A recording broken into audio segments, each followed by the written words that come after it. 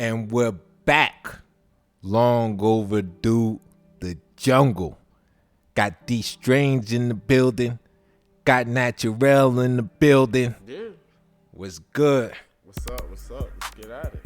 So we gotta get back into our topics. You know, it's been requested. You know, we've been on a little bit of hiatus, but hey, we back at it. All right. Now we're in the middle of the NFL season. We see what's going on. Who do you got as your Super Bowl favorites in the AFC and NFC? Natural. Super Bowl favorites. Right now, AFC, I'd have to say Baltimore. Baltimore, to me, is looking like the most complete team. To me, Baltimore also has the best player playing right now in the AFC. He might not get the MVP because MVP is going to go to whoever has the most stats. But right now, Lamar Jackson, the way he's controlling the offense, the level he's playing at, the way he's mixing in running and his passing game, I think it's at a really high level. Top 3 in defense. Top 2, probably them in Cleveland. So I say Baltimore in the AFC. NFC, I'd say the 49ers. Ooh. So, yeah, I got to agree. I think Baltimore has the strongest team in the AFC. But more so, I don't trust the Chiefs wide receivers. They stink. All right? They just flat garbage. They drop too many balls. Now, Rice might turn into something, right? And the other guys might be pieces somewhere else. But as a collective whole, no way.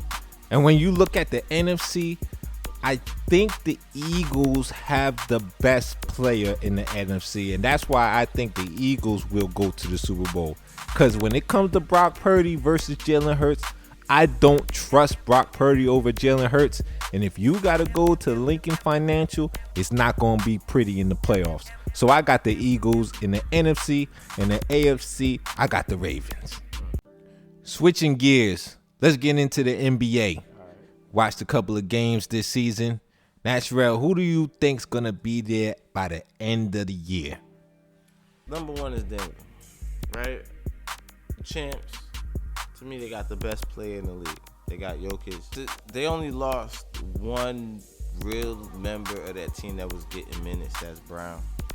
To me, that's somebody that you could replace easily at the trade deadline if you need whatever he gave you, whether that's the defense, the rebounding, what that was. So to me, I don't see a team coming close to Denver. Now, in the East, I do think that Milwaukee will get it together. They're having some struggles right now. I don't think they're playing optimally right now. But I do see Dame getting it together. Giannis, to me, is the second best player in the league. They got embarrassed by Miami last year. Miami's not going to be in a position to do that to them this year. So those are the 2 strongest teams that I see meeting up. Interesting take. Well, I hate to say this because I particularly don't like this team, but I do think the Phoenix Suns are starting to catch a rhythm where Booker and Durant will be able to be more in tune to carry them to a championship. I would have said the Warriors, but they just seem discombobulated. I don't know what's going on. But I do think the Phoenix Suns, I like them in the West for now, you know, barring injury. And for the East, it's Boston. There's no doubt. If Boston doesn't go to the championship and win it, there's something wrong. I don't know what's going on. I'm not going to advocate for trading Tatum or trading Brown, but there's something amiss there that I can't put my finger on if they don't make it to the finals. Because even though Milwaukee tried to level up, I really don't see it as good as they are. Not as good as what they were before defensively. I just don't see it. But Boston, they got everything. So if Boston doesn't make it, there's something wrong there. That's what I think. Are the Phoenix Suns ever going to be healthy? Are they ever going to have all 3 of them boys playing at the same time at a high level? I don't know what you do with Bradley Beal. Like, nobody ever says, oh, Bradley Beal is injury prone. But by now, we have to say he's injury prone. Yeah. Like, there's no doubt about that. I don't know how serious his injury is. All I know is I never see him play. I just never see this guy out on the court ever. Listen, as a Brooklyn fan, I've seen this before. I've seen 3 players come together, Durant and 2 other players come together and think, yo, they're going to be unstoppable. And they just couldn't get, for 2 years, they just couldn't all get on the court together.